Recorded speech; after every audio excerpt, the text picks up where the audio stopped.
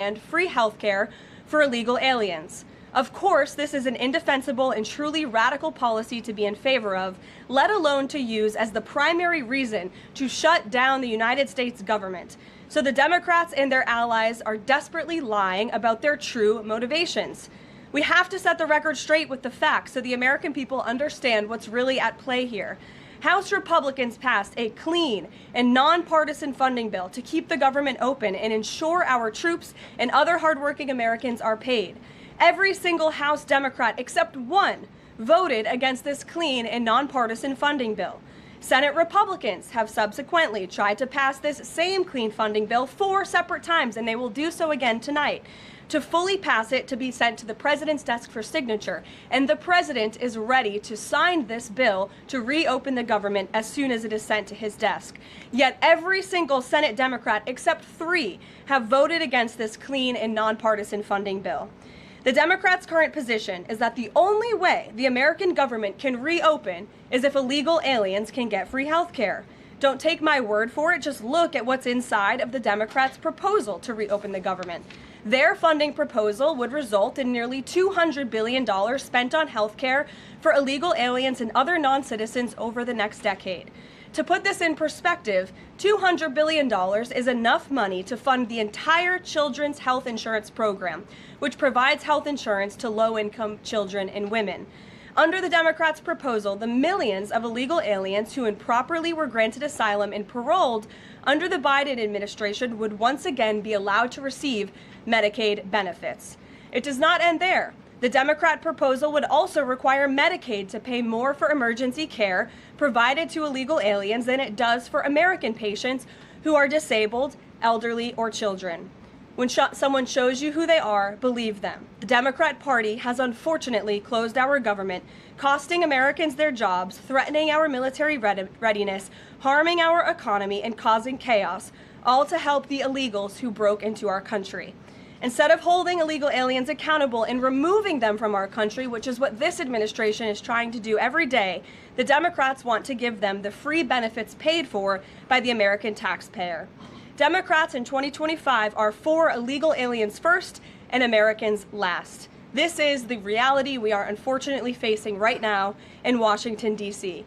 President Trump and Republicans will not give in to these radical demands. The president and Republicans have a sacred responsibility to serve and protect the interests of their constituents, the American people. That's why we are backing a clean and nonpartisan funding bill with no strings attached to reopen the government. Democrats should do what they did 13 separate times under Joe Biden and vote for this exact same type of funding bill. Now the Senate will vote tonight for the 5th time to reopen the government on the 6th day of this shutdown. All we need are an additional 5 Democrat senators to end this madness and vote for the clean funding bill to reopen the government. If you are an American watching at home right now, call your Democrat senators and tell them to do the right thing and end this shutdown. With that, I will take your questions. Here in our new media seat today, we have Elizabeth Mitchell from the Daily Signal. Elizabeth, thanks for being here, and please kick us off. Thank you for having me. I have 2 questions. First, President Trump told reporters yesterday that firings of federal employees are taking place right now. In which departments have people already been fired from their federal jobs due to the shutdown? The president was referring to the hundreds of thousands of federal workers who have been furloughed as a result of this federal government shutdown, both here at the White House and across the entire federal government. At agencies across the board, there are federal workers who are staying home. Many of them work in the White House. You know them. Some of them sit just behind me at those desks. They are unable to show up to work right now because the Democrats chose to shut the government down. And so we're already, unfortunately, seeing the consequence of this. And then, of course, the Office of Management and Budget is continuing to work with agencies on who, unfortunately, is going to have to be laid off if this shutdown continues. And Secretary Robert F. Kennedy Jr. said the FDA was required by federal law to approve the new abortion pill last week. Is the administration considering steps to undo this in light of requests from pro-life Congress members and organizations? I think Secretary Kennedy and the Department of Health and Human Services, as I addressed in the briefing last week, were following the law, and we will continue to do so. As I said last week as well, it's not an endorsement of this drug by any means. It's just a law that they were following. Jennifer. We heard you say that you want people to call their Democratic senators. Is the president calling Democratic senators himself? Can you say what he's doing today to resolve the shutdown? Yep, I was just in the Oval Office. He was on the phone with Speaker Johnson. He's also spoken with the Senate Majority Leader, who are in touch with, of course, moderate Democrats and Democrats across the board, who we understand hopefully want to do the right thing by their constituents to reopen the government. So the president is being kept very well apprised of the ongoing shutdown on Capitol Hill. And of course, his position is very clear. There's nothing to negotiate, just reopen the government, and then we can talk about all the important issues facing our country. So he hasn't called specific members of Congress? Not to my knowledge, no. And then on the Affordable Care Act, is he willing to give more, to share more on what he'd like to negotiate on the Affordable Care Act later? Is he willing to say specifically what he would like and when? But look, the president is definitely committed to fixing and improving our healthcare system. You saw it again last week when he had one of the largest pharmaceutical companies in the world coming into the Oval Office and promising to lower drug prices by 200, 300, 100% in many cases for various types of drugs for American patients. That is a huge fix to a broken system that has been ripping off the American people for far too long. So the president's very committed to this. But right now, we need to reopen the federal government, and the president is remaining very firm in that position. Catherine.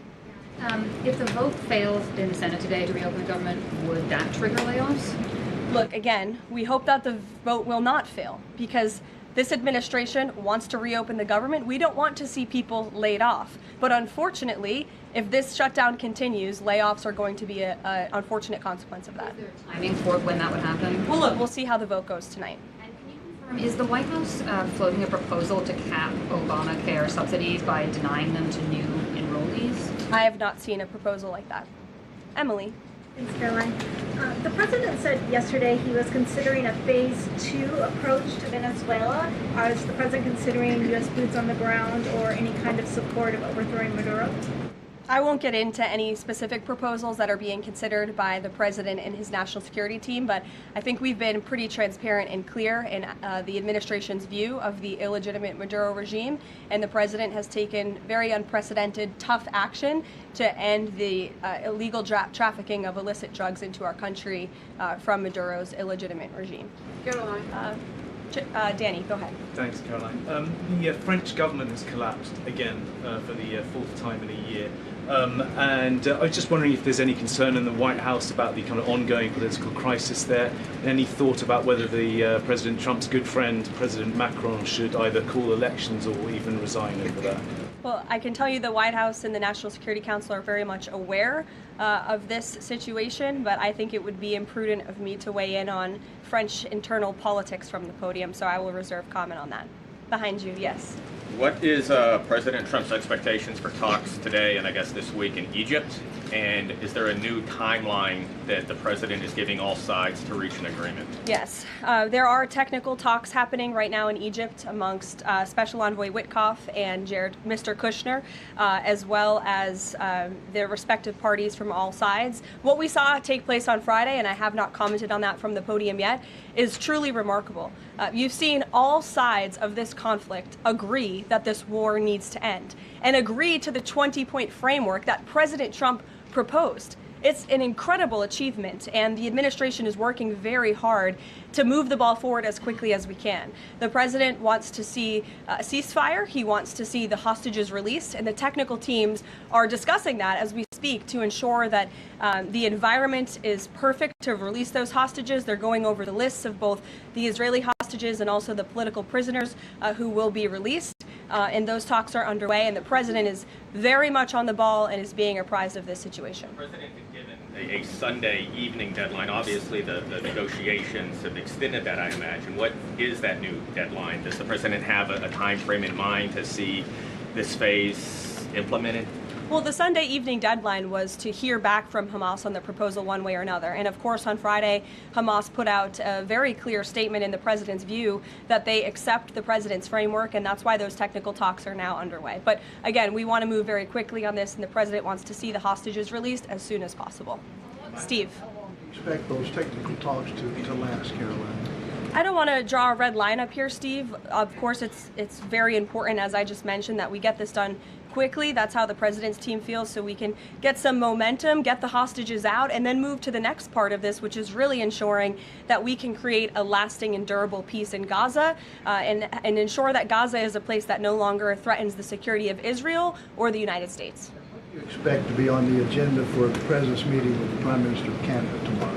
I'm sure trade will be a topic of discussion tomorrow and all of the other issues that are facing both Canada and the United States. I know the president looks forward to having that discussion with Carney in the Oval Office. Caitlin. Thanks, Caroline. I have two questions. On the layoff of federal workers, potentially, the president said yesterday that Democrats will be to blame if federal workers lose their jobs. Historically, though, in past shutdowns, workers have been furloughed, but they have not been laid off en masse. So wouldn't that be the president's call to lay people off? As I've said repeatedly, Caitlin, this conversation about layoffs would not be happening right now if the Democrats did not vote to shut the government down. And as I also said last briefing as well, we are $37 trillion in debt, and the government is not receiving any cash. So someone has to look at the balance sheet and be good stewards of the American taxpayer dollar. And layoffs are an unfortunate consequence of that. Term, for example. Well, as I'm telling you now, this administration is focusing on checking the balance sheet and ensuring we're doing the right thing by the American taxpayer. And again, these conversations about layoffs would not be happening in the White House today if not for the Democrat shutdown. And they have a choice to change that. They have another opportunity tonight to do the right thing to reopen the government. Joey. Judge over the weekend. Sorry, my second question. A federal judge over the weekend that the president had appointed to the bench in his first term in office basically argued that he could not deploy other states' National Guards to Portland. Basically said that it was untethered, his argument, to what is actually happening on the ground. Which local officials in Portland have said that the National Guard is needed there? With all due respect to that judge, I think her opinion is untethered in reality and in the law. The president is using his authority as Commander-in-Chief, U.S. Code 12406, which clearly states that the president has the right to call up the National Guard in cases where he deems it's appropriate.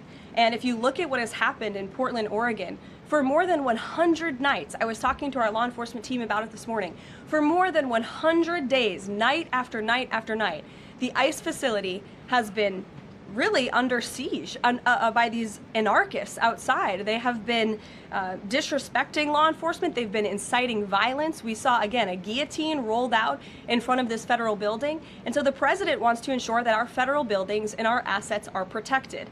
And that's exactly what he's trying to do. And ultimately, in the case in Los Angeles, that judge ruled in the Ninth Circuit, that panel of judges ruled that those troops could remain and that the president was well within his authority to do so. So we are appealing that decision. As you know, we expect a hearing on it pretty quickly, and we're very confident in the president's legal authority to do this, and we're very confident we will win on the merits of the law. But no local officials that you can point to that have said we need the National Guard? Because I spoke to the police chief of Portland last week. He said that the president's claims just don't match up with what's happening on the ground. I would encourage you as a reporter to go on the ground and to take a look at it for yourself, because there's been many members of the press, not press in this room, but independent journalists, some of whom we'll be inviting to the White House very soon to share their stories, because they have been in the middle of these riots and they have witnessed the anarchy that is taking place night after night. It's on video. You should play it on your show. You have a great opportunity on prime time on CNN to show your audience. Yeah, but you're probably talking to partisan Democrat officials who are opposed to everything this president does.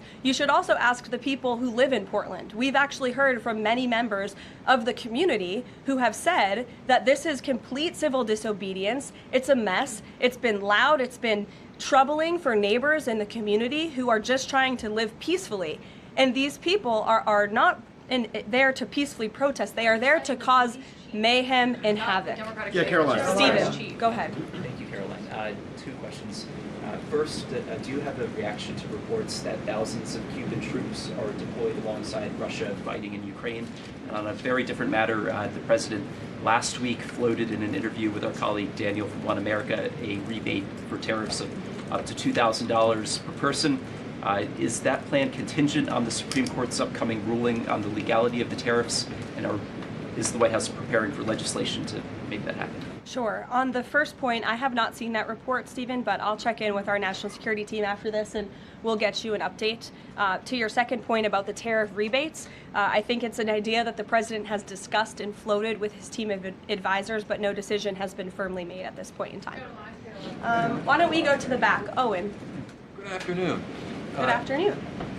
A few days ago, President Trump demanded Jay Jones of Virginia get out of the race for condoning political violence in a text message against a Republican politician a few years ago. He hasn't left the race. He hasn't dropped out. What's the president's reaction? Well, as you know, I'm not at liberty to discuss political races from the podium. I think the president himself made his position very clear, and I think anyone could agree the messages that were sent by this Democrat nominee for Attorney General in Virginia are really shocking, alarming, and completely unacceptable. He was threatening to kill his opponent and his opponent's children, and that type of rhetoric has zero place in our country, and the president was absolutely right to condemn that. One more, please. Sure, go ahead. Thank you. The Democrats have questioned and scrutinized the president's comments about using potentially the military, American cities, as training grounds for the military. And when you look at Portland, Chicago, local and state officials say that their local law enforcement is able to handle the situations, these protests on the ground. The president says that Portland is burning, using that as justification for the National Guard in Portland. But when you look here in Washington, D.C., the president just last week said it is now a completely safe city, and there are still National Guard members on the streets that are not involved in ICE activities. Can you provide the justification for the White House here in Washington, D.C., why the National Guard members continue to be out on the streets? Because Washington, D.C. has invited the National Guard here. Why? Because the mayor is doing the right thing, unlike mayors in other cities like Portland, as Caitlin and others have pointed out, who refuse to see that there are positive results from when local law enforcement works with federal law enforcement to do the right thing on behalf of their citizens. And Washington, D.C. is no doubt a safer city right now today than it was a few months ago when President Trump started this initiative to make D.C. safe again. And the National Guard is still here because the president and the mayor agree that it's a good thing for the city. Just like you're seeing in Memphis, for instance. We'll have National Guard deployed to Memphis. We have federal agents who are on the ground working with state and local law enforcement. The state police in Tennessee are part of this effort. The local metropolitan police in Memphis are part of this effort. State and local law enforcement and federal law enforcement should be working together. And it's a shame that we see in some cities across the country that their mayors are just simply refusing to cooperate because they don't like Donald Trump. And that's what this boils down to. And I don't think any American would disagree that Chicago needs more law enforcement reinforcements, that they need more resources. Look at this headline from over the weekend. At least 30 people shot during the weekend in Democrat-run Chicago. 5 of them were killed in one weekend. This is completely unacceptable, and the president wants to make American cities safer, and he's willing to work with anyone to do it. If the courts allow you to ultimately send in the National Guard into Chicago and Portland, do Democrats not have reason to be concerned that there are long-term plans by this administration to keep U.S. military or the National Guard in American cities, like what we're seeing here in Washington? Why should they be concerned about the federal government offering help to make their cities a safer place? They should be concerned about this. They should be concerned about the fact that people in their cities right now are being gunned down every single night. And the president, all he's trying to do is fix it. And there has been a complete smear campaign by the Democrats and the media, quite frankly. I was reading Political Playbook this morning, one of the most inside the Beltway newsletters you can find. And you guys are framing this like the president wants to take over the American cities with the military. The president wants to help these local leaders who have been completely ineffective in securing their own cities. And we have already seen there's a positive formula for that. Look at Washington, D.C. The murder rate has declined significantly. Our streets are safer. People who live here feel safer. All of you in this room, I know you do, you just won't admit it. And it's a proven system that works, and the president wants to make America's cities safe again. And I don't think there's anything wrong with that. Michael. Thank you, Caroline. 2 questions, if I may. Because the mayor wants them. Michael. These talks in Egypt, if Hamas does agree to relinquish power and give it up, cede power to this transitional technocratic government, if that does happen, would the Trump administration then recognize a Palestinian state? Look, I don't want to get ahead of the technical talks right now, Michael. They're extremely sensitive. They're taking place, again, as we speak, and there's a lot of us, of course. This is hopefully we expect and we hope going to be one of the greatest peace deals this world has ever seen. And the Trump administration is working diligently and working very hard to get there. And as I said, Friday, all terms agreed. We have the Arab countries who are working with us. Of course, Israel has been incredible in cooperating with the president's plan and agreeing to it. And we're very hopeful, and we expect that to continue. Karoline, you tweeted about this over the weekend. Thank you. I was going to you in the blue shirt and tie. Thank you, yes, Caroline. You're welcome. The Daily Mail. Today, the Supreme Court declined to hear Ghislaine Maxwell's appeal. Will Trump rule out granting her clemency? Is that something the White House is considering? It's not something I've heard discussed, and we don't comment on clemency requests that may or may not have been made, but I'm certainly not tracking that one at this point in time. Caroline. Jordan, go ahead. Thank you, Caroline. So we're talking about these radical groups in Portland and Chicago. I know the president has spoken about potentially going after George Soros with RICO charges and for funding all of this violence. Has there been any update on that? And also, is the administration looking into the other nonprofits, maybe taking away their 501c3 status for funding this violence? And one more question. Sure. The financial backing of these groups, particularly Antifa, is certainly something the administration is looking into aggressively. And the federal government has never really been mobilized or tasked with doing that. So we're kind of kickstarting that into gear. The FBI is working on it alongside the White House's Homeland Security Task Force. We have our intelligence community looking into this as well. And even the Secretary of Treasury is involved with these matters since they are financial in nature. And we will continue to get to the bottom of who is funding these organizations in this organized anarchy against our country and our government. It's a question the American people have been begging the answer for many years, and we're committed to uncovering it. And when we do, I'm sure you'll be one of the first people to know. Separately, Caroline. Thank you. So Gaza, under the president's plan, is going to be governed by a transitional governance of a technocratic, apolitical Palestinian committee made up of qualified Palestinians and international experts. Now, given how radicalized the Palestinian population is in Gaza and in the West Bank, can you offer some insight or guidance into who are some of these Palestinians that are going to be considered for leadership roles in Gaza, and where you're going to be finding them, and do you have any names? We're not quite there yet, Jonathan. The president believes peace is possible in Gaza, and that's why he presented this detailed and comprehensive plan. The first step of that is securing a ceasefire and releasing the hostages, and then those conversations about ensuring a durable and lasting peace can continue. But what do you need to have peace in a region like Gaza that's been war-torn for far too long? You need security guarantees, and you need good governance. And so those will be two of the priorities that this administration is focused on. If I may, the president has said he wants the government to reopen this week in a deal. What's going to happen by the end of the week if there's no deal? What's the White House prepared to do? With no deal with what? To reopen the government. Look, as I said, unfortunately, there's going to be a lot of pain inflicted. There already is on the American public, on our troops who are not being paid, again, on women and young children who depend on critical food assistance.